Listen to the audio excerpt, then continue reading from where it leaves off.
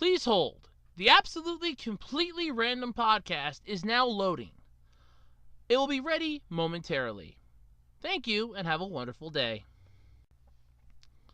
Hello, everybody, and welcome to the absolutely completely random podcast. The only podcast that I could probably not say that backwards and have it sound legitimately good.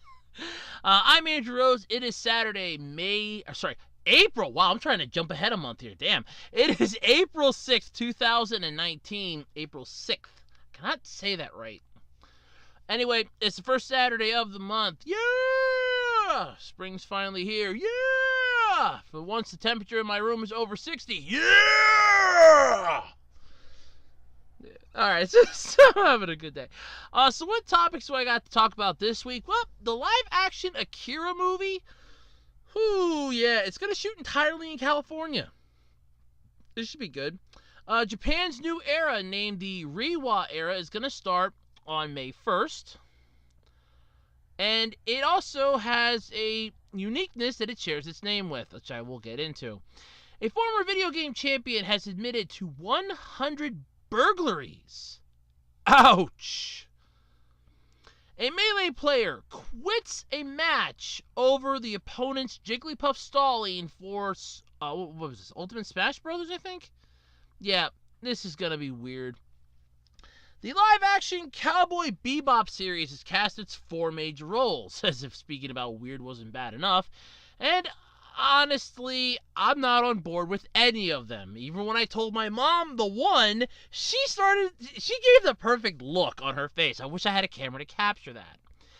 And it is now officially confirmed. Avengers Endgame is going to be a 3-hour bladderbuster. Yes, that's right. You're pretty much going to have the Hulk and the Hulkbuster armor going balls to the walls in your bladder as you sit through Avengers Endgame, because it's going to be 3 hours long. Oh, God. All this and more, who knows, this week on the podcast, on the absolutely completely random podcast. But without any further ado, let's get into why you're all here. If you're in the mood for trading cards, oddities, weird stuff, what have you, check out my eBay page, ARHOADS-2012 on eBay. Got a wide variety of stuff. I'm still open for business as far as I know. Okay, I'm still open for business. This is something I do on the side. It's not a business. It's not a store. I just do it for the heck of it, get a little extra spending money. And in case I need to find anything quickly and I can't find it at Walmart, Target, or the Dollar Tree, I can get it on eBay. Because eBay has everything you're looking for. Like, everything. Yeah, go figure on that one, right? Well, if you're in the mood for any oddities, collectibles, trading cards, weird stuff, weird things, conversation starters, something that just doesn't make any sense, but yet you can find meaning for it, check out my eBay page. Once again, that's all lowercase, ARHOADS-2012 on eBay. Don't forget to check me out and follow me on Otaku Roads, and on Twitter, and check out the official Web Designer 18 Facebook page, because yes, it's the 21st century, and yes, I have technology. As He-Man would once say as he held aloft his mighty sword, I have the power, well, I have the social media! Alright, it was a lousy comparison, but you get the point. Alright, so how'd the last week for me go here? So let's, do what we usually do here and start this thing off. So, besides having to put up with stink bugs, which are once again decided to call my room their own thanks to the rising temperatures.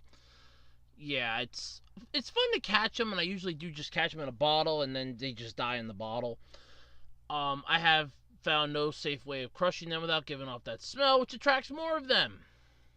Yeah, that's always fun. So if you hear any buzzing in case one of them gets a little too close to my microphone this evening, that's what it is.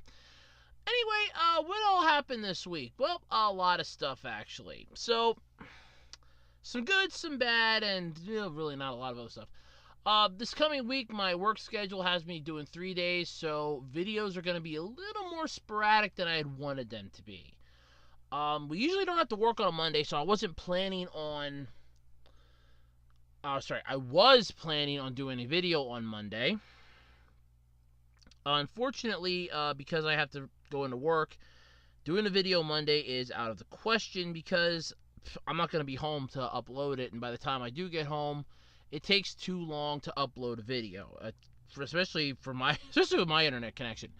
It'll take like a good almost hour or two just to upload it, and it'll slow everything down. So I usually try doing it early in the morning when there's nobody on.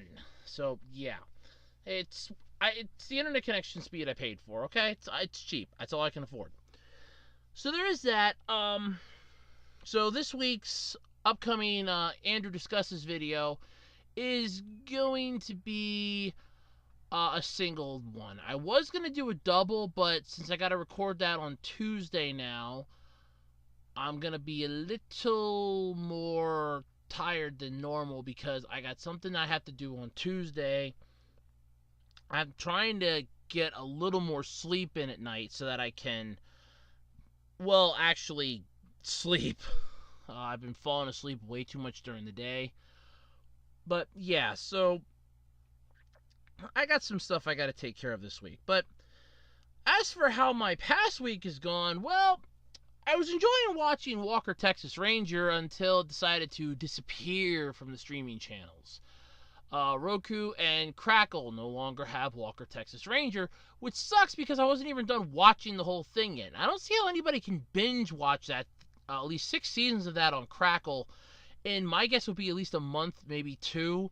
I've gotten mixed reports as to why it's gone. One person that I, was asking said, "Oh yeah, it was on since January, so so March was 3 months, and after 3 months, it's automatically removed." Which case I call bullshit because you still have Dilbert and the Critic on there, and Dilbert's been on there for at least a year. So yeah, that's bull. But otherwise, that was how that went. Been caught up on Shark Tank with my grandfather, which was what we had to watch this week. Big news, Contest of Champions wise, because something amazing actually happened to me this week. I'm so excited. So, Deadpool, one of my least favorite champions, decided to do a boss rush. And yeah, good old Deadpool, good old Wade, did a boss rush. Annoying as all hell. But the boss rush, the boss rush was annoying, I'm not going to lie. But it netted me a crystal, which, honestly, after what I had to go through to get said crystal and that crappy title that I'm never equipping, yeah, sure, fine, I'll take the crystal. And it gave you a higher chance to get Deadpool, Gwenpool, Venompool, and I'm like, oh, great. So I'm going to get another Deadpool to add to my collection. Oh, wonderful. I already got Deadpool X-Force, I got a Venompool, I have Gwenpool, which I actually have leveled up as a decent melee character for arenas. But I hit the button to just open the crystal. I wasn't going to spin it. Open the crystal, and to my shock and awe. And I'm like, this is like an April Fool's Day joke. I'm thinking to myself, this has got to be a joke. Like, I'm going to tap this to actually make sure, and it's going to change to Deadpool or something. But nope. It was legitimate. I officially got my hands on a 4-star Iron Man. And the best part is, it's a 4-star Infinity War Iron Man. So yes! Yes, yes, yes! So I will be in the process of getting the Catalyst and the ISO 8 to upgrade him. Because I want to put him on my team at the high point. And what sucks is the fact that I literally used some of the signature stones for a 4-star tech champion on my Ultron, which I duped. I had awoken him, I think. So I'm like, yeah, this really pisses me off that I finally get this and I use up the stuff. And I'm like, damn it. So I was kind of pissed at that. But otherwise, I'm happy. I have myself, the champions. I have a decent roster. I'm happy with the 4-star Infinity War Iron Man because I can add that to my roster once I get it to a high enough player level. So I'm content with that. I'm happy with that. Really, really happy with that. But yeah, so that's pretty much been how my week's gone. Just think if there's anything else that happened. Let's see. No. Yeah, that's pretty much it. I put up the latest anime GBU. It's case closed. Yes, that's right. I actually took a look at case closed, the English dub, because the Japanese dub is still going. I can't review something that's still going, especially since I haven't seen it since the Disappearing Weather Girl. So yeah, I can't watch the whole series. So I did and talked about the English dub from Funimation, who just left us high and dry. Thanks a lot. So there was that. The discussion video this week is going to be a surprise. Mostly because I'm weighing in my head what I want to talk about. So yeah, there is that. If I have enough time, maybe I'll try to upload 2 of them this week. I don't know. Don't quote me. I at least want to shoot for one every other week. So there is that. Although I did make this announcement on YouTube, I'm going to make it here. I put it in the discussion section. Because I don't know if I'm going to be able to get both of those this time around, and provided that my schedule isn't going to be screwed up for not this coming week, but the following week, it will be a double dose. 2 episodes of the anime GBU. So look forward to that. But, yep, that's pretty much my week / what's happening here on the channel. So, sorry if this is a little longer, but I added that section in it. So, what's happening on the channel? So, that's pretty cool. Otherwise, yeah, it's been my week. It's been somewhat of a snooze fest, but I got 4-star Infinity War Iron Man. I'm psyched. So let's get into this podcast and let's get started, shall we? Alright, so as many of you know, I am not the world's largest fan when it comes to live-action anime adaptations. Dragon Ball Evolution, Attack on Titan, G-Savior, all of those were crap as far as I was concerned. I'm not looking forward to Detective Pikachu. I am definitely not looking forward to the live-action Cowboy Bebop Netflix series. Then again, I don't do Netflix, so that's really fine by me. That can come out till hell freezes over. I don't care. But I honestly forgot that there was a live-action Akira movie coming out. And like the rest of you, I thought I was safe until producer Leonardo DiCaprio stepped back into the spotlight. So, first off, I remember hearing about this, but I think I did like a rant video on it, but I remember hearing about this, and I was like, okay, I do not remember hearing the words Leonardo DiCaprio producing this bitch. Because if I would have heard those words, I would have went off on a tangent for a good 15-20 minutes screaming at the top of my lungs in a rant video. The man deserved Oscar Gold for years. He deserved Oscar Gold in The Man in the Iron Mask. He deserved Oscar Gold for Titanic. What does he get Oscar Gold for? He gets an Oscar for some movie that, honestly, I thought was his worst performance ever. I've seen the clip that apparently is what netted him the Oscar, and I thought it sucked. And you're producing Akira. Do you even know what this is? Have you seen the... Oh, never. First, I'll stop myself there. You've never seen the movie. I've seen the movie. I know what Akira is. And the kicker is with this, they're estimating that this movie is going to generate $92 million in qualified spending because they got themselves a tax credit. One of 18 tax credit allocations for filming in the state of California. So this isn't really that massive of a thing, because this happens a lot. Television shows, movies, and that, they get tax credits. That's why they film like overseas and stuff like that. They get tax credits to basically use the money that they would have spent for filming and all this other stuff. They get a tax credit, which they can basically roll over into advertising or other things. Or basically just go, hey, look, we're going to at least make some money on this back, but not a lot. But when it comes to this, they're getting a hefty $18.5 million tax credit. And $43 million of this estimated $92 million is set apparently to go to 200 below-the-line crew members and over 5,000 extras and stand-ins. And this thing is planning to shoot for 71 filming days. I think Warner Brothers has their head pretty far up their ass on this one. But then again, they ruined the DCEU, so what the hell? Let's see if they can't ruin, Akira at the same time. I mean, what exactly does Warner Brothers have going for them anymore? They got to reboot Batman. They got to reboot Superman. They have Wonder Woman and Aquaman sequels that are coming out. The DCEU is done. That train is basically going off the track, and it's all over the place. It's basically now turned into a restaurant. It's done. And you're going after Akira. So I'm assuming that nobody at either WB or even Leonardo DiCaprio has seen Akira. This is the psychedelic mind screw that basically is one of the most iconic anime movies of all time.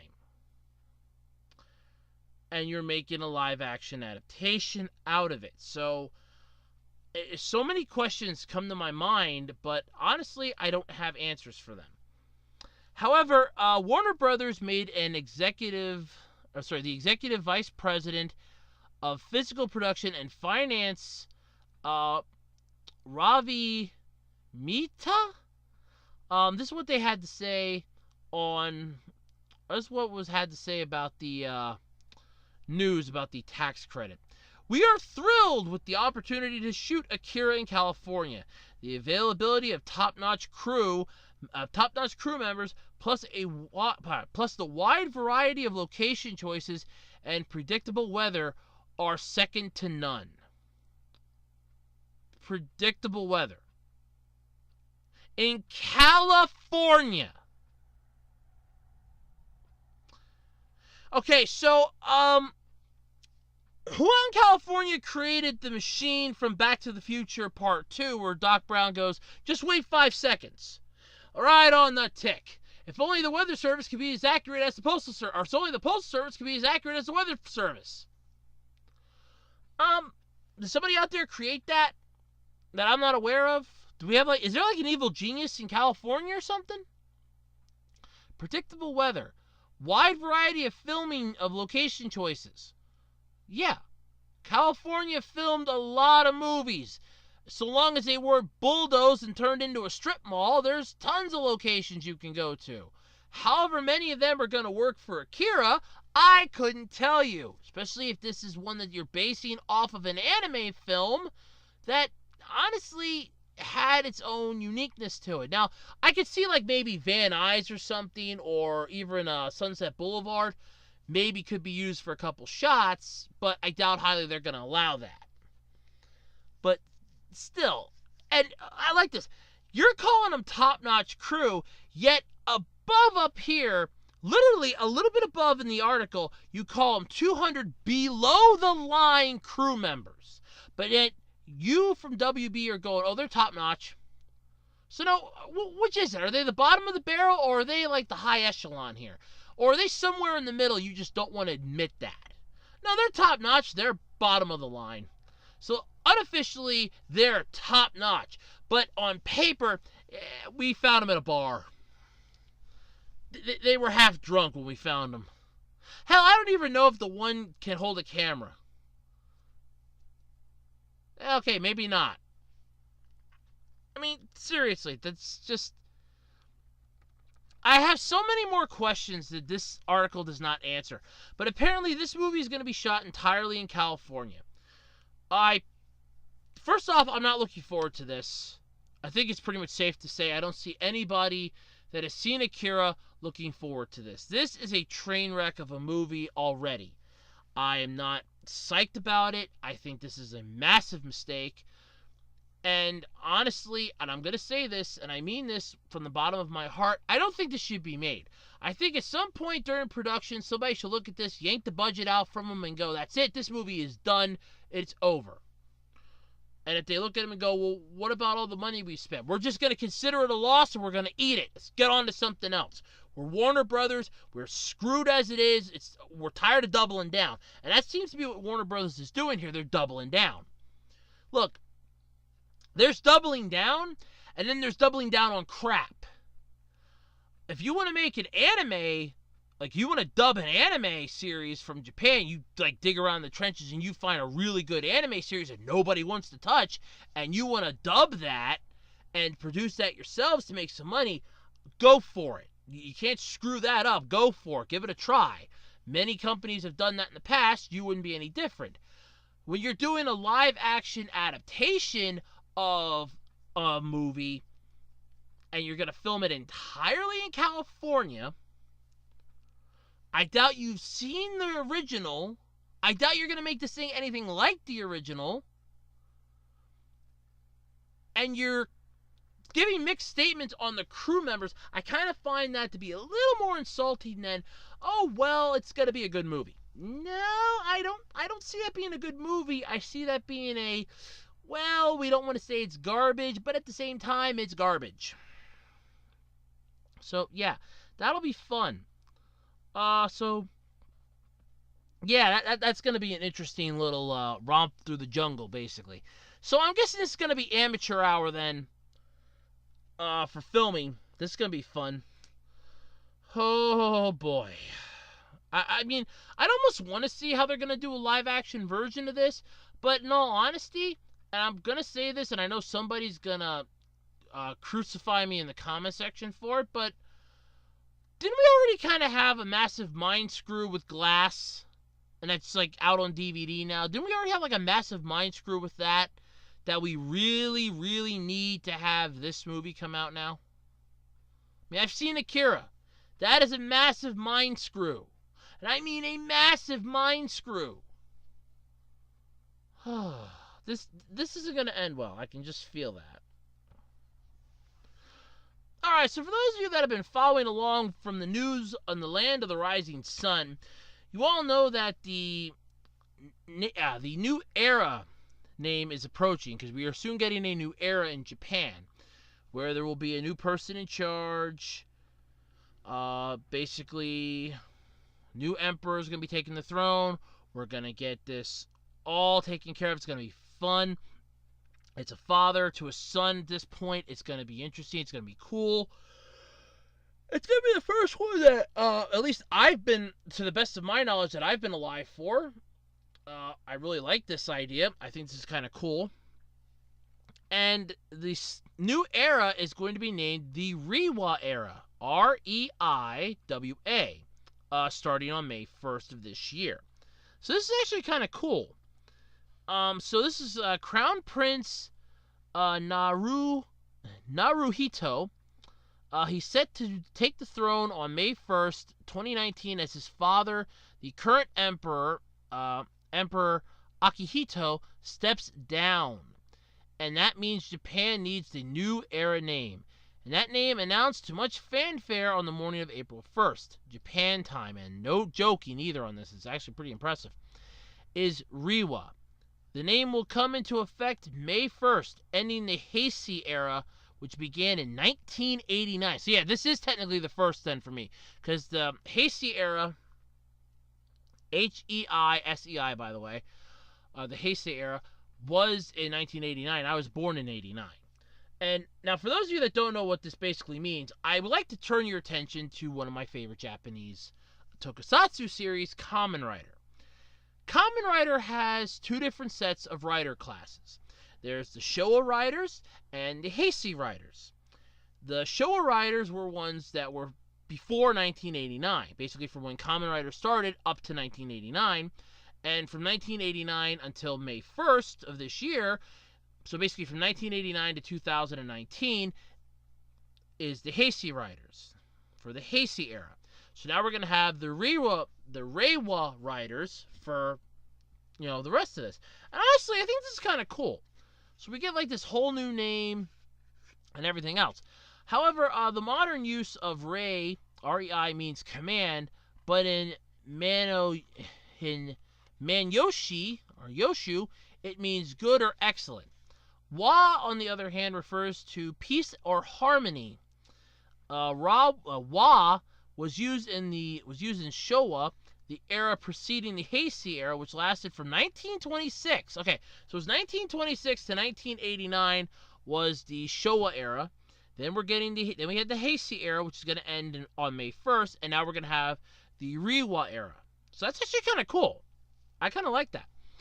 The announcement of the new era name was delivered by Chief Cabinet Secretary Yoshihide Suga, followed by addition remarks by Prime Minister Shinzo Abe. It's actually pretty cool. However, one massive thing kind of came out here. So this is kind of like a twofer topic here. It's really cool. But yeah, so it's actually pretty cool. And there is the in the article the kanji symbols for Rei and Wa, so you can kind of see how this is going to look. So I really am impressed by this. Honestly, this is pretty cool. And it is, yes. Okay, it's exactly as it's pictured in the photo, too, in the article. So that's really cool. Really got to admire that. However, one major thing kind of came out about this. So we found out about this on May the 1st, or sorry, April 1st. 3 days later on the 4th, this is what comes out.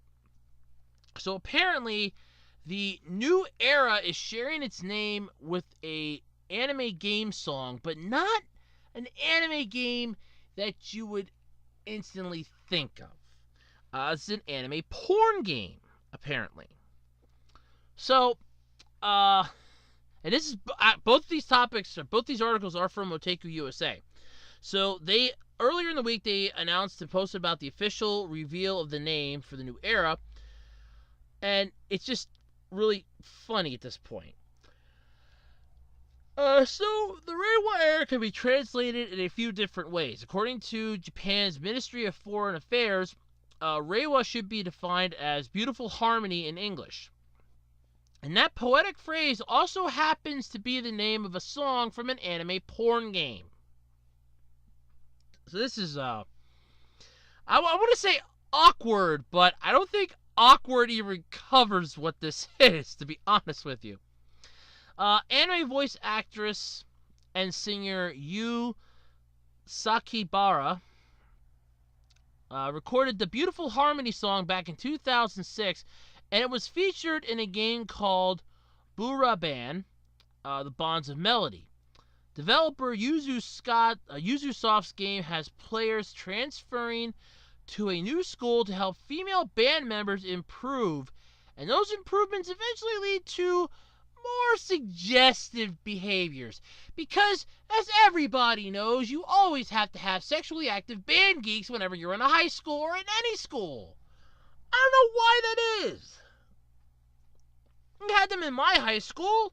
There are other high schools that have them. They've become a staple and a trope at this point. Yeah, so basically, just leave the rest of it to your imagination. But either way, it's kind of a strange thing. Now, yes, I'm assuming the Japanese government's taking this and they're just considering it a wonderful name, like Beautiful Harmony, meaning that, we're bringing harmony in a beautiful way to the country and the world under this new era, which is fine. That's how I'm going to consider it. But as far as some anime fans, they're going to get some chuckles out of this. And it's just kind of, an interesting, it's just interesting at that point, because honestly, it's kind of funny in a way. But in all honesty, it's just one of those things you never expected to have happen, yet at the same time, it's ironic. Like I said, awkward, I don't even think begins to cover that. Like, you could just hear somebody go, awkward! Yeah, just a bit. We'll just pretend it doesn't have to be awkward. That's what we're going to have to do. But otherwise, I'm looking forward to the new era. Hopefully we get a new set of Kamen Rider shows. I actually have a few Kamen Rider series that I think would work out pretty well for the new era. So if anybody wants to hear those, let me know in the comment section below, and I'll record a video about that. let me know, and I'll look into making a video about that. That might be cool. Maybe I'll make that the discussion video this week if I find out about it. Ooh. You never know. Might work. Alright, so you're a former champion. You're a former video game champion. So what do you do with your life? Do you start writing some memoirs? Do you train the next group of people to take over your throne? Instead of just bowing to the pretenders to your throne, do you just start coaching the next generation that might take your throne? Or do you basically admit to 100 burglaries? Well, believe it or not, if you're a former video game champion from Japan, you probably did the latter. Yeah. Tomoyuki Inu, 33 years old, better known to the gaming world as Katsuninken, has been arrested for breaking into the residence of an 84-year-old woman and stealing 2.6 million yen. Holy shit, dude. That's wow. So basically, he carried out some 100 similar crimes over a 3-year period. He achieved his world champion status, which I guarantee you has now been revoked. Probably like a lovely little footnote there, too. Back in 2005, when he emerged the winner of the Dead or Alive Ultimate Competition at World Cyber Games in Singapore. At the time, he was awarded $15,000 in prize money. Wow, $15,000.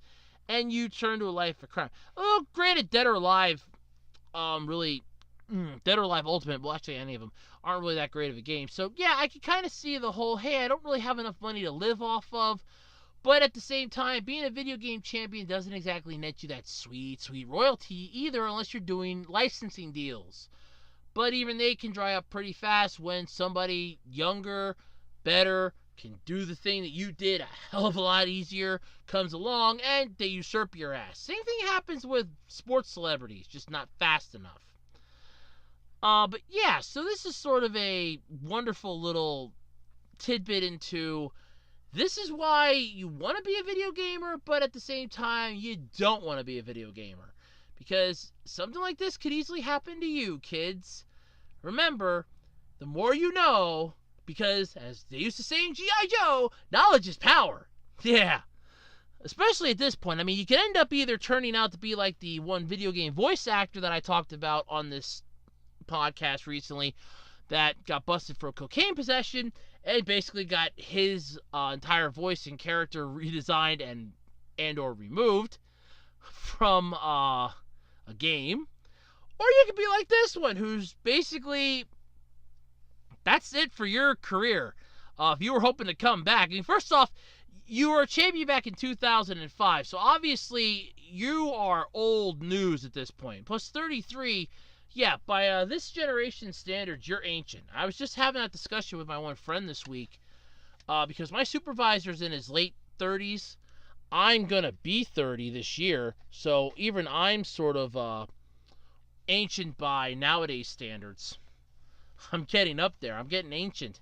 But still, I don't really consider it a bad thing. But yeah, by today's generation, I'm ancient. I'm old news. I'm a senior citizen by their standards. But you were popular in 2005. And it's 2019. So for 14 years, you haven't exactly been topping any charts here.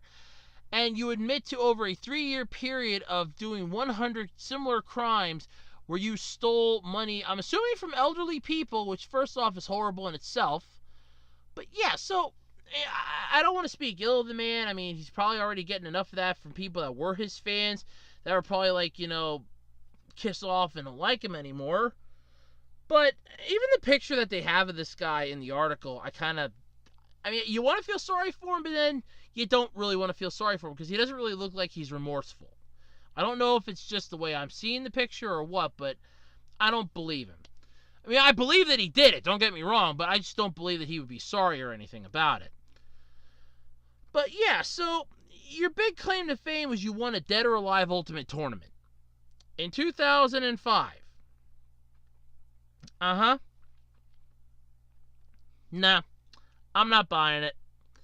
I believe you kind of did it, but in all honesty, I don't see you being a massively popular video gamer, especially nowadays.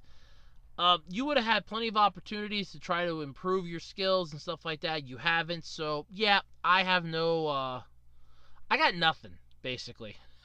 I got nothing.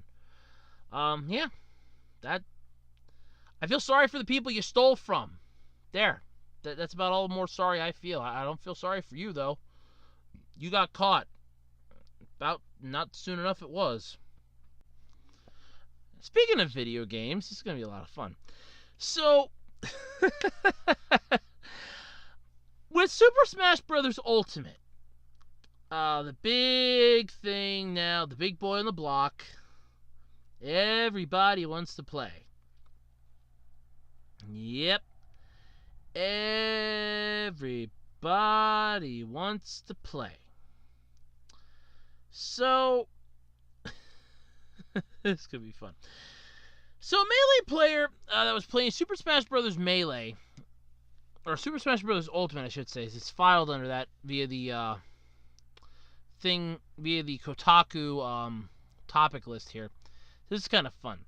So, over the weekend when this article came out, which was what? Okay, so this was filed on Monday. So it's literally at the end of the week, end of March. You had an entire venue. Okay? Super Smash Bros. Competitors and spectators. They were all in there expecting to see some kick-ass battles. You know, let's have some really epic showdowns here.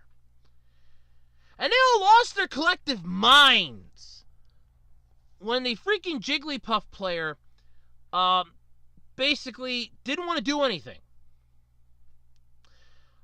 Did he cheat in some way? Go overboard after a win? Did he basically, dance on the table, drop his pants, and flip off the opponent? No, but that probably would have made a lot more sense than what he did. Nope. He didn't destroy a CRT. He didn't yell obscenities at the audience. He didn't even basically give him the hail screw or the screw you. Nope. He did nothing. He played to the Pokemon's strength in a favorable matchup, which caused his opponent to get so pissed off and mad, the opponent unplugged and rage quit. So this is actually kind of fun. So the opponent rage quit. So with every fighting game, you always have this. Like, one character's going to be OP versus another character. You always have this. Hell, when I played Dragon Ball... what was it? Dragon Ball Z Budokai Tenkaichi 3. I always loved playing as Omega Shenron, because Omega Shenron had Dragon Thunder.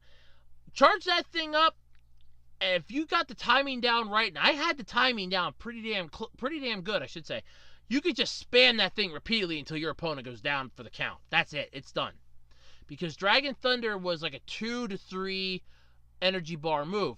So by the time I could charge up enough, I could activate it. I had the right angle to activate it. It charged in, started it up, and finished the whole thing. Gave a huge amount of damage, and match was mine. But with this is going to be an interesting thing. So they actually quote Street Fighter in this. For instance, Dalsum is almost always going to have an advantage over Zangief due to the way he can control space with his stretchy limbs. Super Smash Bros. Melee has a similar matchup in Jigglypuff versus the Ice Climbers, in which the floaty Pokemon is able to run away from them as soon as she gets a life lead, thereby keeping distance between herself and the duo's scary mix-up and grabs. Basically, those two can go Grand Theft Auto on any character's ass. I've seen video of it. It's quite actually disturbing. This exact scenario played out at the Battle of BC3 in Vancouver, Canada, where during the Super Smash Bros. Melee tournament event, and reached the finals. and I am going to mispronounce these names, I know it, but I do apologize. Alejandro Chango Gastelum, Gastelum, played to Jigglypuff's strengths in the match against the Ice Climbers. So they were in against, what was it? Fox Hebrew. Yeah, I can't pronounce these names. It's Chaucer Gilson, or as they're known, Fox Hebrew. Weird names, I'm telling you. Weird names. But anyway, using Jigglypuff's hit-and-run gameplay to keep his opponent at bay. So, Fox Hebrew, wearing a custom shirt emblazoned with the hashtag #FreeFox, or free FAUX, in case for those of you that don't understand what I'm saying. To protest the tournament's banning of the Ice Climbers' controversial wobbling technique. Fought back admirably and ended up forcing a crucial 5th game to decide who would remain in the tournament. Throughout the fight, though, he looked frustrated. Previous games, he regularly shook his head in apparent disapproval of Chango's tactics, and as he entered the final game of the match, he changed his in-game name to Play as a way to signal his criticism of Chango's keep-away game. First off, I want to say the following before I go any further in this. That's one of the main things in a tournament. If you have the advantage over your opponent, you keep your distance from them and run down the clock if there's a timer. That's one way to win. Now, I don't know if that would work or not for this, but with most fighting games, there's a time limit. For the round, there's a time limit. Therefore, if you keep your distance and you're, better off than your opponent health-wise, then you can win via, timeout. So, first off, that shouldn't have been that big of an issue. That's just a strategy. Anybody can do that strategy. If they can keep their distance from you using any other character, would you have thrown a complaint like this? That's the one question I have to ask. If this would have been any other characters, and they would have been doing this keep-away strategy, would they have thrown this big of a hissy fit? So, when Chango continued to play defensively, Fox Hebrew barely contained irritation.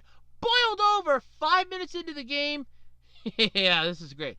5 minutes into the game.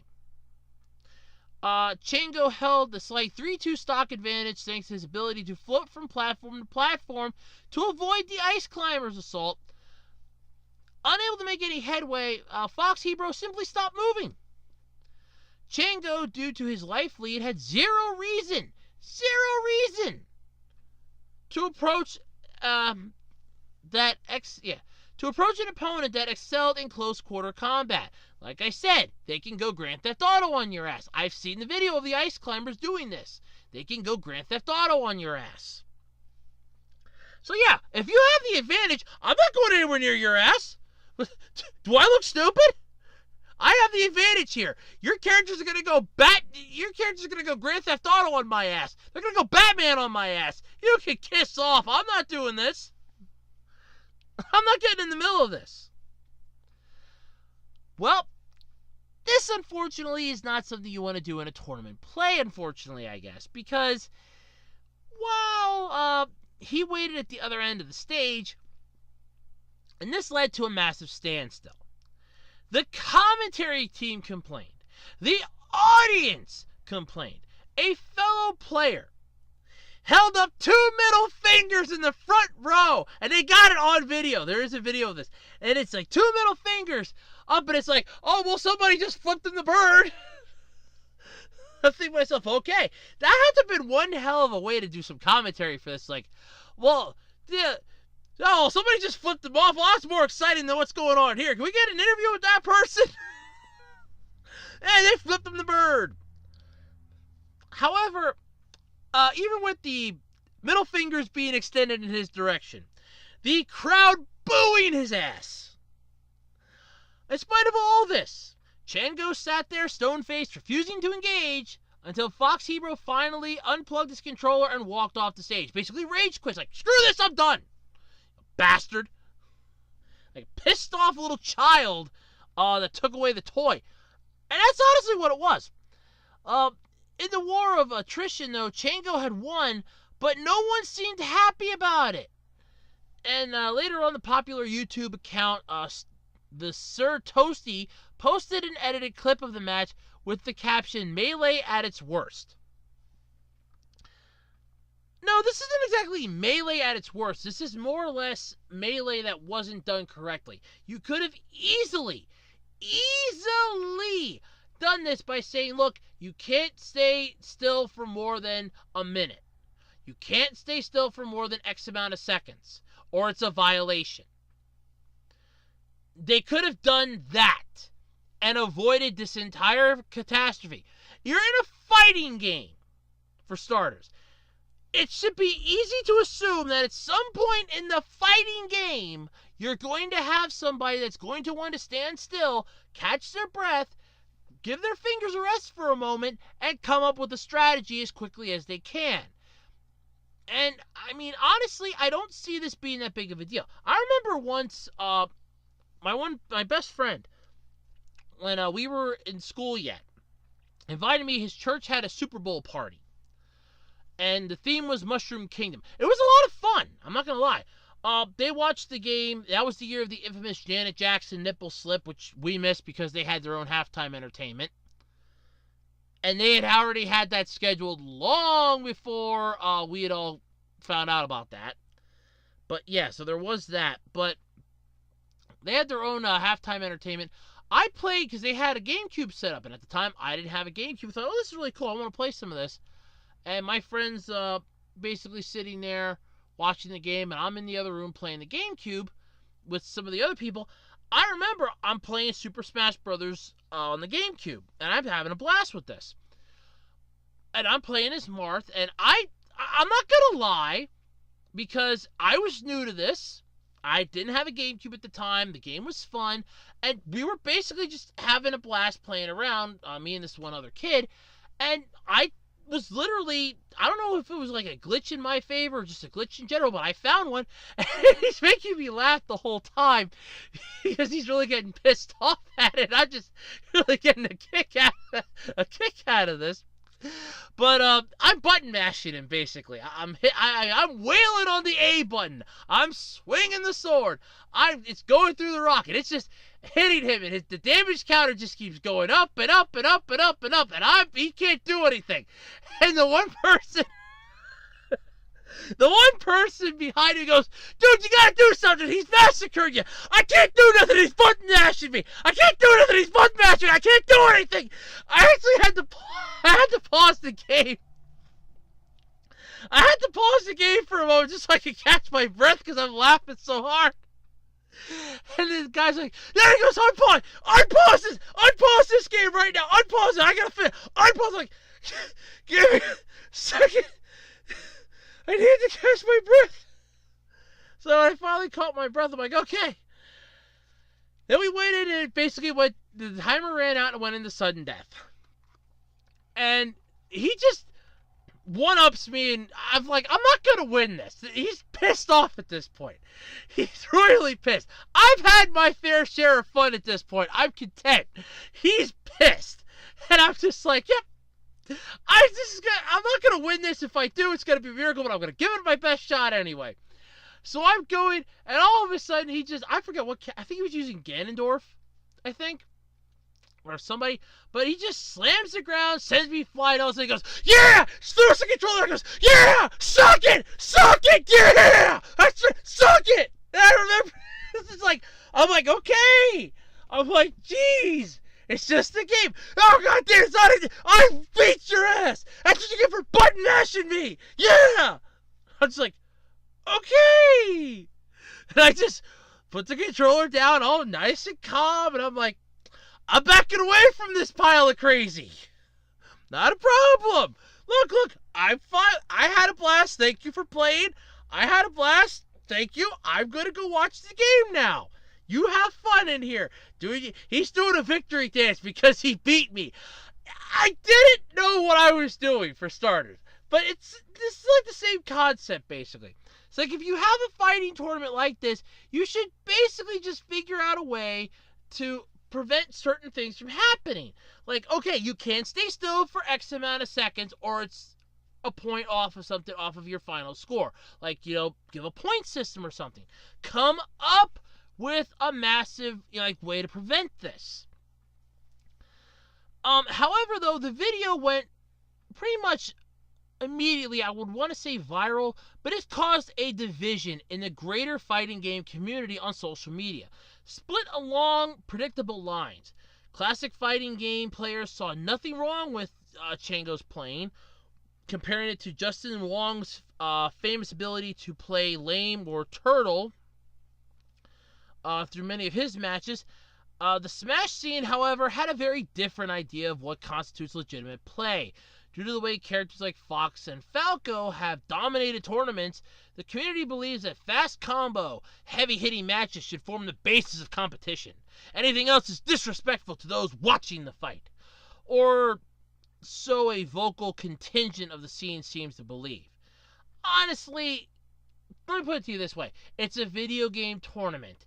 You're watching players that are excelling at this game, kicking each other's asses in the virtual world, in front of an entire spectrum of people, probably getting recorded, and it's going to get put up on YouTube.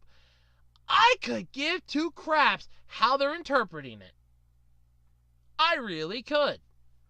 But in all honesty, it's not that bad. Like I said, they could have just came up with a rule to prevent this. But yeah, so they consider it colloquially known as camping, a derogatory term for playing keep away when there's no reason to approach. It's called strategy, people! For my part, though, in this, according to the Kotaku article writer here, he finds it hard to disagree with the traditional fighting game players. Chango played the match beautifully, and forcing your opponent to get up and leave the set using just your gameplay to frustrate them should be a point of pride. See, at the Evolution Championship Series, they've seen audiences separate into smaller camps. Folks who focus on games like Street Fighter, Tekken, and Guilty Gear will frequently cheer for Smash champion Juan Hungrybox Debbie Dima? Yeah, his stalling Jigglypuff strategy, while Melee players boo for the exact same reason. It's basically you're damned if you do and you're damned if you don't. Honestly, I don't see the big deal in this. Like I said, it's a strategy. And you basically consider it a strategy. Okay, I'm going to, I don't have any reason to go anywhere near them. Play defensively, play keep away, lure them into a false state of security, make them think they have the upper hand, think they have a chance, and then get them from the backside if you can. But yeah, if you have no reason to get near them, and you know that they're going to excel in close quarter combat and just start wailing on your butt like it's Grand Theft Auto, and they're yanking you out of the car to steal it, yeah, I wouldn't get anywhere near them either. But when reached for a comment, though, on the situation, Fox Hebro's response was brief. All I'll say is if he didn't want to play, neither did I. You're the one that rage quit. Okay? You're the one that yanked out your controller and walked away like an upset little baby because you couldn't get near him. Because he was playing keep away, playing to a character's strength. You could have easily anticipated where is he going to go, tried to figure out where he's going to go, and figure out a way to stop him. Work on the fly. That's one of the things about being a video game player, is figuring out a way to work on the fly with what you have. You didn't want to do that. At least from what I've read and I've seen the video, you didn't want to do that. And I have seen the unedited one too. I looked it up on YouTube, so I'm pretty sure it's the same one. But either way, you didn't want to play to your strategy for your characters, to their strength. You just wanted them to be the strongest character. Oh, well, they're really powerful in close combat. I'm just going to get real close and personal, and that's going to be the end of it. You didn't play to your character's strength, and you're upset because another player did, and it made you look bad. That's called rage quitting. That's frowned upon in many video game circles. Seriously. But yeah, if you want to check out the edited clip, it is on the article. It is actually kind of cool. And if it comes up, because I know it's up on mine, over in the left part of the screen, if you're pulling this up on a computer, there is a small little picture that's blocking from another article with the ice climbers, and it basically shows how they can gang up on your ass and basically make you look like you're getting owned in Grand Theft Auto. So yeah, I agree. If they're that powerful, you want to stay away from them. But yeah, so anyway, that's an interesting. That one was interesting. I found it interesting. I really did. So yeah, that was actually kind of cool. That was a long article too, but yeah, I mean, he rage quit like a baby, basically. You know, it's a game. It's a video game, guys. Come on. Suck it up. Try again next year. Or better yet, come up with some better rules to prevent this from happening. It's that simple. Okay, so when you hear the words Avengers, you instantly think the Marvel superheroes, you think the epicness that's going to be their finale, the Endgame movie that's coming out, the trailers that keep popping up left and right. Iron Man's still alive yet. In the newer trailers, he's still alive. He shows up there, got to take on Thanos again. So yes, Iron Man still lives. There's still hope for my favorite Marvel character. However, besides the fact that I'm not paying the crap ton of money it's going to cost to go to the movies anymore after my little escapade with going to see Battle Angel Alita, which I'm really looking forward to when that comes out on DVD. For those of you that are planning to go see this, you would better make sure that you get a small drink and take small sips, or download that app that basically tells you the excellent points to go to the bathroom in so you don't miss anything. Because, believe it or not, Avengers Endgame is officially a 3-hour bladder buster. Yeah. It's going to be fun. It's going to be 3 hours and 58 seconds. Wow. It's going to be a long one. The last movie that I ever seen in my life that was 3 hours long was Titanic back in the 90s. And that was a god-awful 3 hours that I had to sit through that. Especially when you're down in the front row watching. It's like, make it stop. Please make it stop. Your eyes are just bugging out of your skull. It's like, ugh. Front row sucks for that. But yeah. Yeah, Captain America constantly saying that he can do this all day. Yeah, let's see him pretty much not have to deal with any intermission or bathroom breaks for an entire movie. Where people are going to be glued to the seats to begin with, and you're going to be showing this massive movie. The tickets have already gone on sale. The first weekend's already sold out from what I've been hearing. And you're going to make this a 3-hour bladder buster. It's basically going to be the equivalent of having the Hulkbuster and the Hulk from Age of Ultron duking it out in your bladder while you're trying to watch everybody get their asses kicked by Thanos for a second time. And it's basically going to be like, I really got to go. Oh, I can't miss this part. Thanos is about to do something cool. He's got this Infinity Gauntlets on. Oh, man, I really got to go, though. I mean, this is going to be bad. Now, this basically was rumored, though, for months to be pushed in the 3-hour mark. But now it's official. Comicbook.com spoke to director Joe Russo at the annual CinemaCon event in Las Vegas, where it was reported that, yes, this is going to be 3 hours, and originally supposed to be 3 hours and 2 minutes, but to be exact. But according to runtime posted by AMC Theaters on the 25th of March, and then later deleted, they just sped up the credits. That's what they did. So instead of it being 3 hours and 2 minutes, they cut off 1 minute and 2 seconds by speeding up the credits. How the hell slow were the credits going to get to speed them up that fast? 3 hours? 3 hours? That's a mini-series. It's not a movie. But the length doesn't seem to be bothering the Marvel fans, though, who grabbed a sneak peek of it. And nobody needed to escape for a sneak pee break either. Some of them were quoted as saying, "We have screened the movie 4 times for audiences now." The other Russo brother told Colander in February. For the first 3 screenings, not a single person got up to go to the bathroom. And how much were you charging for drinks and refreshments? My point exactly. In an interview with Colander published in early March, Marvel Studio president Kevin Feige made it clear the movie would get the exact right running time. So you're saying that none of the other ones were right? Yeah, okay. Cool. But yeah. So most of the movies were like an hour and a half. 3.5 hours feels like 90 minutes.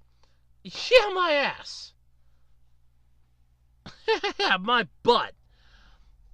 In every version of Endgame thus far, and the ones that were honing in on it feel very good, apparently, according to them. But here's the quote. They said, "We don't look at run times in terms of mandates or anything like that. Every movie should feel like it's an hour and 45 minutes. Now, some movies can be 90 minutes and feel like they're 4 hours. Some movies can be 3.5 hours and feel like 90 minutes. And every version of Endgame thus far, and the ones that we're honing in on, and the ones that they're honing in on feel very good. 3 hours and 58 seconds.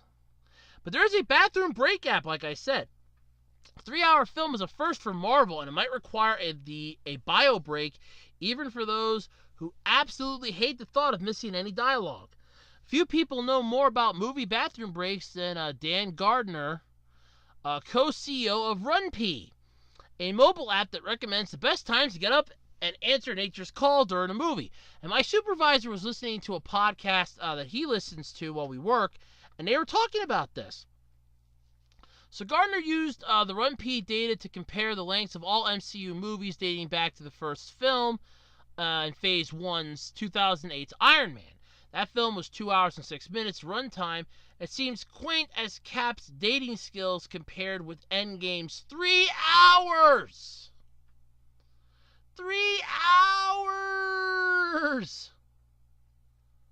Yeah, and this is actually a good thing. So you realize that a lot of people that are probably helping with this app probably got sneak peeks to go see this. So it's like, okay, look, we know when to see this part, and then somebody else went to go see, went to go see it again, went to go see the next sneak peek, and then they're like, okay, so yeah, and they're comparing it with different parts. Like, okay, go to the bathroom at this point, go to the bathroom at this point, go to the bathroom at this point, and we'll see, like, which one gets, like, where the best parts are to go pee.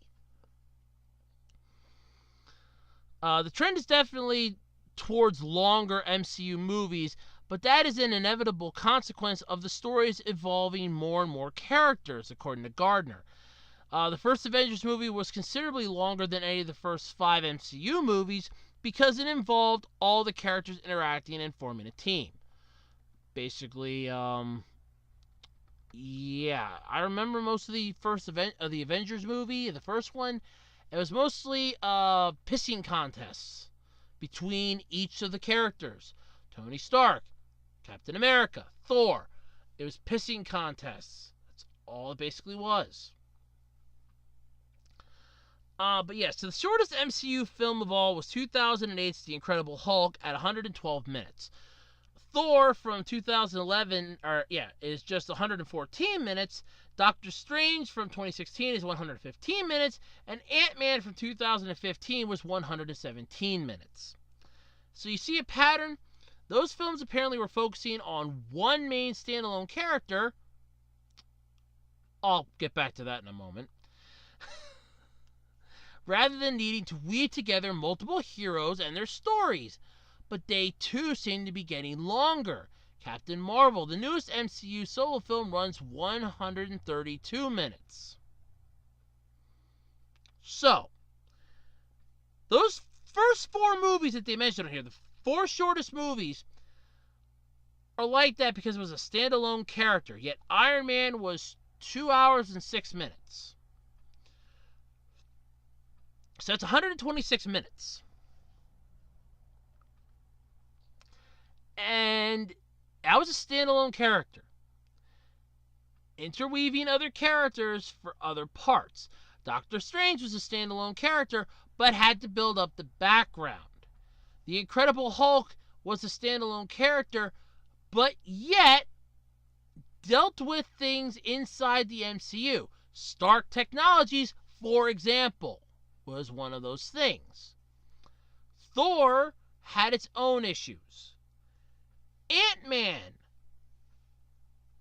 filmed a lot of different, aspects. You had the whole backstory that had to be told and everything else. It's not that they're not interweaving multiple characters. They're interweaving multiple characters just within their own subplot. The rest of them still exist and will always exist. So it's not a standalone character. It's multiple characters from one standalone point. Idiots. But anyway, Endgame's going to be the longest MCU film. The Russos keep it up at 180-minute mark. The next longest is the 2018 film that sets up Endgame, Avengers Infinity War, coming in at 149 minutes. Captain America Civil War was 147 minutes, and 2012's The Avengers, 142 minutes, which Age of Ultron managed to beat by a minute.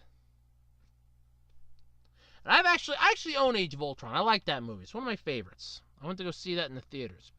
So if you break down the standalone versus ensembles, or assemble, and the average runtime of a standalone is 123 minutes. And the ensembles is 139. That's not taking into consideration much of anything else, because you might have some backplot in that you have to give in order for it to make sense for something down the road for the sequel. Otherwise, you're going to have the fans complaining, my God, the sequel sucked. They didn't explain any of this when they got the powers. There was no hint, no Easter egg. And they start complaining.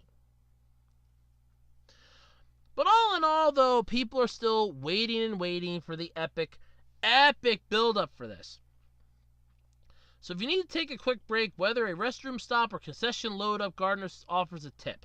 In action movies, there is usually a scene or two preceding the final battle where the action slows down a bit and gives the audience a chance to wind down a little. A good example is Zero Dark 30, where there was a very long chopper ride scene as the team headed for Osama bin Laden's compound. How do you know when the battle scene is looming? Gardner notes that Run P will have spoiler-free Avengers Endgame pre-times added to the app by the film's opening night. But basically, if you want to see this and not download an app, just don't buy anything to eat or drink, and you won't have to leave your seat. You'll just be miserable while everybody else is munching and you're thirsty. Yeah, and I like how the one person on here goes, Elder, Elder says, I think it was the person that wrote this article, I'm a seasoned moviegoer, so I always have a game plan. I eat beforehand and make sure that my bladder is empty, lock and load. I usually go to the bathroom too prior to getting something at a movie. Prior to going into the movie, I usually quick stop at the bathroom. It's like, okay, I'm gonna quick hit the bathroom, then I'm gonna get my seat. I did that a couple times. Hell, I did that when I went to go see, Battle Angel Alita. I went to the bathroom, then I hit the concession stand, and then I went to the movie, and then I regretted everything I did that day when it was basically almost costing me $30 to go to the damn movie. I'm not saying it wasn't worth it, but it wasn't worth $30. However, for those of you that were wondering about this, those intermission rumors, some of the classic long 1960s films that came with intermissions during a cinematic intermission, the movie action stops, usually with a still image announcing the break. frozen on the screen. Early movie technology required the intermission so projectionists could change the reel. On February 5th, movie writer Alan Cerny, co-host of the Matinee Heroes podcast, suggested in a tweet that Marvel might be considering an Avengers Endgame intermission. Let me guess. At the 90-minute mark. Literally halfway through. Kearney said later said the report was based on fan discussion and online speculations, and he doubted it would happen. But in response, several fans pointed out that intermissions are standard during movies shown in India. Gardner of RunP is no fan of intermissions. Of course you're not, because then your app doesn't make any money, because then people won't download it if there's an intermission! That's simple bias right there. I think an intermission is pretty disruptive to the experience. The break would have to be at least 15 minutes long to be of any use. I think it just creates a mess. Yes. Whereas your app is going to have everybody leaving the theater at that point to go and take a pee and then come back in a giant trope. It's going to be the massive, moving of the asses out of the seats. It's the mass exodus of Theater 25A. Watch as they head to the bathroom. The line is going to be long. Wow. Oh, I can just see like some kid coming in there because it's like a kid's movie. Or see like a dating couple that wants to go see something that's not Avengers. Like, no, we're going to go see that like it's second or third week. We're not going to go see it the first weekend because none of our friends really like talking about it.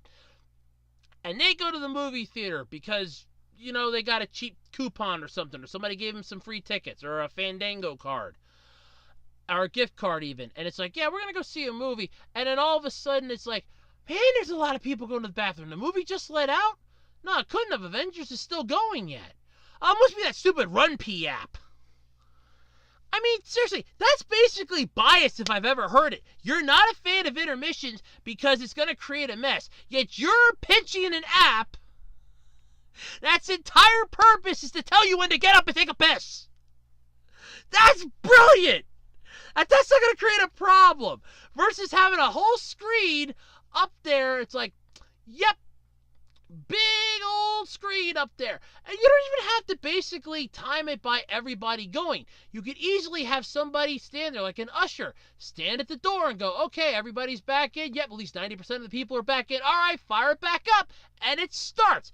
The intermission doesn't have to be 15 minutes long. I mean, that's just weird. Although data shows that Marvel's ensemble movies are slowly lengthening, Elder views a 3-hour Avengers Endgame as a one-time necessity, not a trend. Marvel movies are going to probably go back to being 120 minutes and below popcorn experiences, according to Elder. Endgame is the Lawrence of Arabia of comic book movies. But he thinks that if Marvel builds it, moviegoers will come. What is this, Field of Dreams? If you build it, they will come? You built the MCU. They are coming because of the MCU. This is basically the conclusion of the MCU, basically.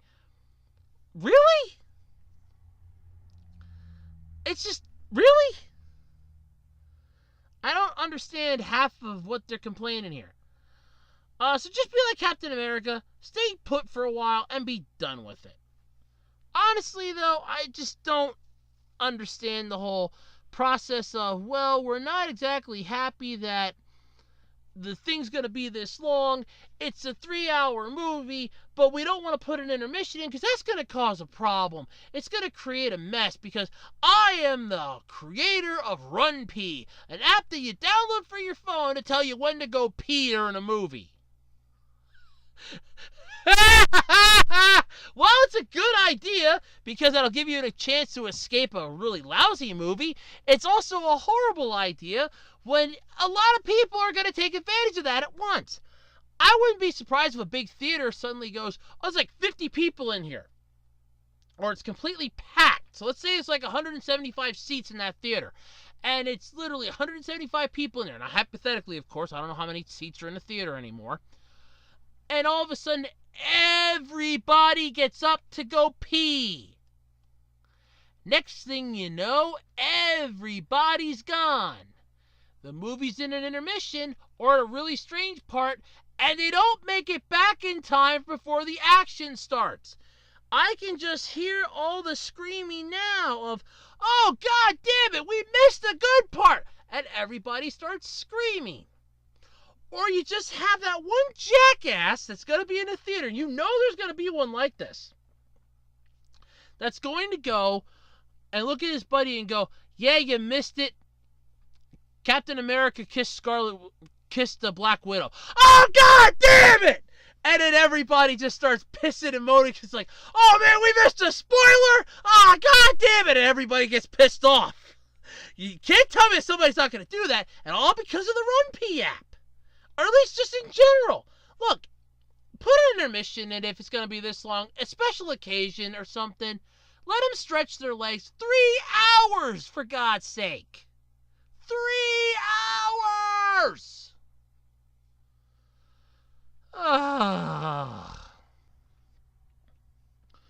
Alright, so for those of you out there that have been keeping up with Netflix, for reasons other than just because, their live-action Cowboy Bebop series is now apparently a real thing that's happening, and all I have to say to that is, no! Oh! Yep, and 4 key cast members have been picked. That is right. And no, one of them is not Ed. They are still in the process of finding an Ed. So the characters that have been picked, the production has chosen, drum roll please, John Cho from Star Trek and Harold and Kumar will be playing Spike Spiegel, along with Mustafa Shakar, the second season of Luke Cage, will be playing Jet Black. And Daniela Pinda from Jurassic World Fallen Kingdom as Faye Valentine. Alex Hassel, who stars in the upcoming adaptation of Garth Ennis and Dark Robertson's comic The Boys, will play the notorious hitman and Spike's arch enemy / ex-partner, Vicious. So, let me get this straight.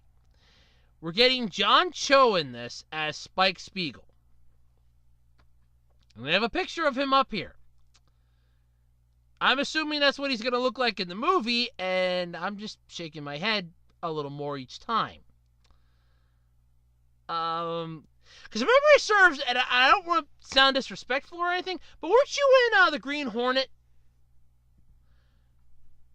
Didn't you play Kato in the Green Hornet too? I mean, I know you were Sulu on Star Trek, the newer Star Trek ones. I'm pretty sure it was Sulu you played. I'm running that through my head here. And I know you were in Harold and Kumar. God, I remember those movies. You're playing Spike Spiegel. I didn't see Luke Cage at all for Netflix because I don't do Netflix. This is one of the reasons why I don't do Netflix. So Mustafar Shakar is, and I'm probably mispronouncing that, and I do apologize, but you're going to be Jet Black. Okay. We got Faye Valentine, and I've seen pictures of what they're going to look like for the movie, and honestly, I'm a little shocked and upset. But at the same time, I have to remember, this is a series that's based off of an anime series that was good in its time, and they just want to take all the good memories of that series and flush it down the toilet. And they're doing a damn good job of that. I mean no disrespect to the characters, I mean no disrespect to the actors, but honestly, watch the series, read the manga, read up on the character that you're playing. You know what, never mind, because it's just gonna get half-assed anyway. I hope that this gets canceled after a season. I'm not even joking on that. I hope this gets canceled. This isn't a movie, this is a series. I hope this gets canceled after a season. I really do. I'm not joking. I hope it gets canceled after a season. No, let me rephrase that. I hope it doesn't even get half a season. You're taking a beloved classic anime series, one that is a testament to time itself, and you are turning it into a live-action series, and you're literally dragging, again, no offense to the actors in this point, the bottom of the barrel to play the characters. And you haven't even found one to play Ed yet.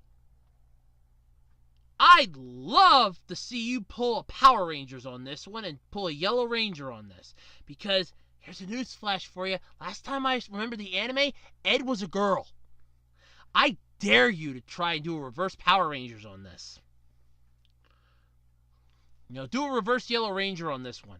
And for those of you that don't know what that is, the original Jew Ranger series that the first season of Power Rangers over here was based off of, the Yellow Ranger was a guy. Power Rangers, it was a girl.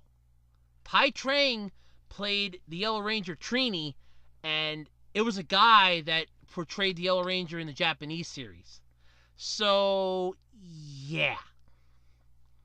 I dare you to reverse Yellow Ranger this. I dare you.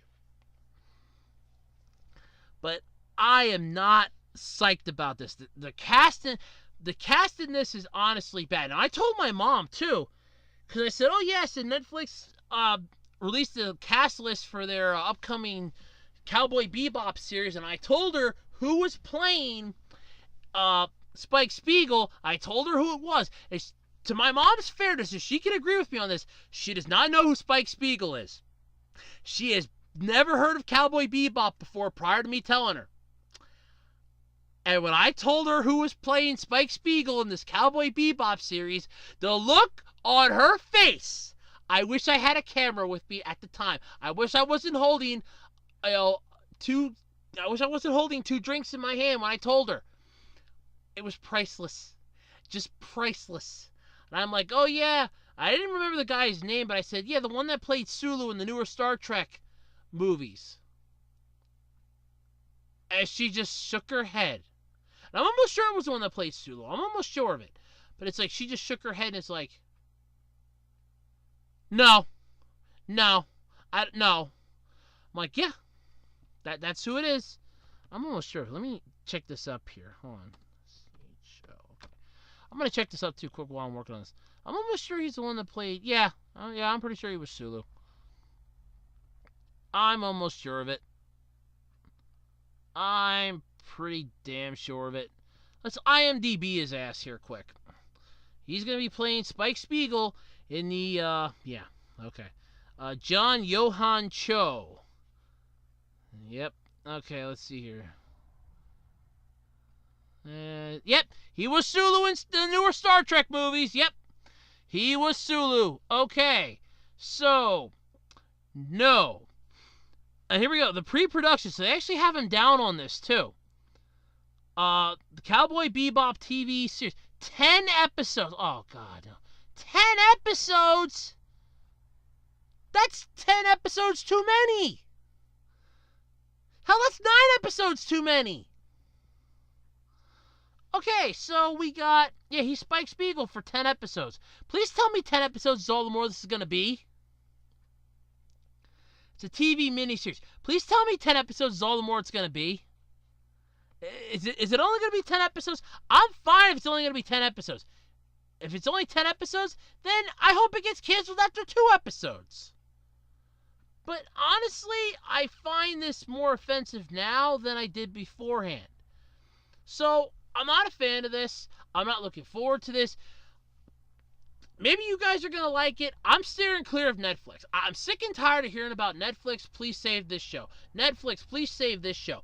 My supervisor keeps praising Netflix. Oh, Andrew, you got to get Netflix. Yo, well, it only costs you a bit each month, but you can watch Primo movies. They got such great stuff. We got rid of cable where I live, so we wouldn't have to pay a subscription fee each month. That's why I don't have a lot of subscription-based services for my Roku. I'm not paying for it each month. I'm not going to do it. If I wanted to pay for television, we'd still have cable. Okay? That's how it goes, folks. I don't like Netflix. I'm not going to get Netflix just because, oh, well, there's so much good stuff on Netflix. Granted, it's only like $14 a month. I don't want Netflix. I could care less if they have dancing poodles on Uranus on Netflix. Okay? I probably just gave them a great idea for a new show. I don't care if they have that. I don't care if they have dancing kumquats from Planet Shoes. I don't care. I am not getting Netflix. I think Netflix is getting too big, too damn fast, and they're going to burn out. I honestly am starting to think that they're going to go the way of Krispy Kreme, and I'm hoping that it happens sooner rather than later. I mean no disrespect to them.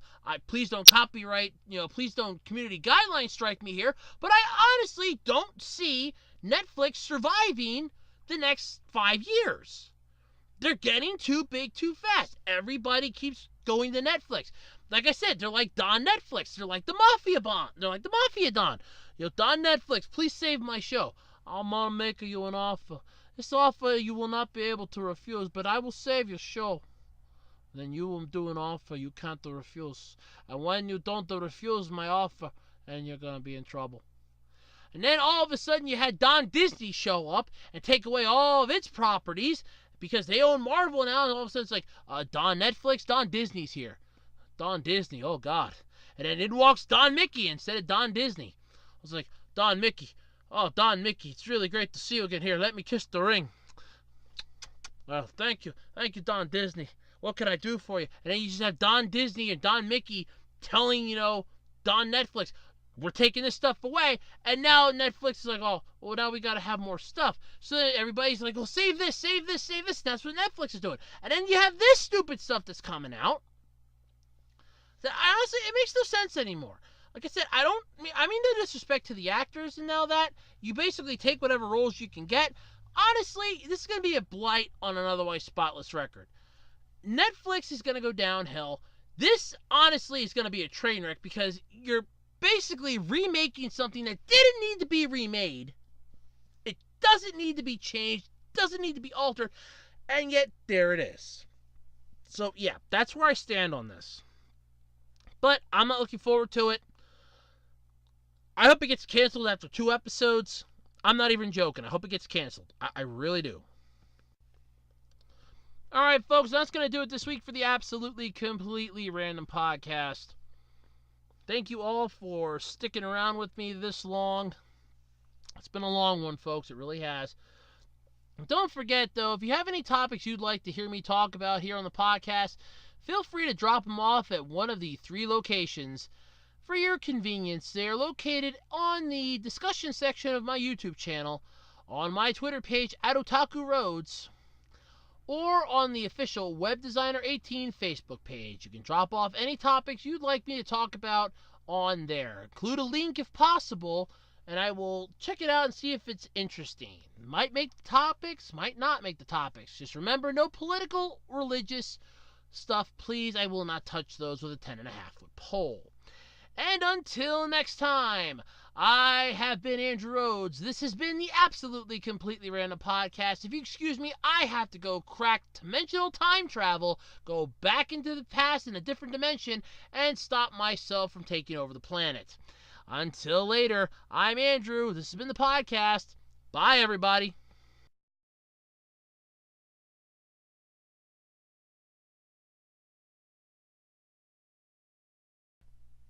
Don't forget to click below and subscribe to the official Web Designer 18 YouTube channel, because I'm Andrew, and I'm the one that made the video you just watched. Come on, hit the subscribe button. See more fun stuff from me. I'm cool. I'm hip. I think.